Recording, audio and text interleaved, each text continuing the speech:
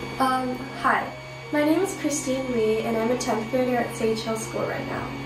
This year I made an app that helps detect 3D printing and whether 3D printing has gone wrong or not. And I did this using, I coded an app and I used Raspberry Pi and a camera to do this. So here, as you can see, this is some of the code that I used for my app. And I also used machine learning and feeded pictures into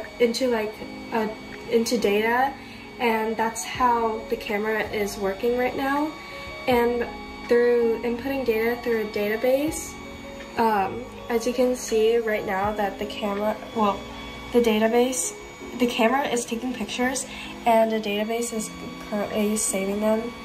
And right now I think it's every minute a picture appears, so it checks on whether the 3D printing is still continuing and making sure that everything is going well.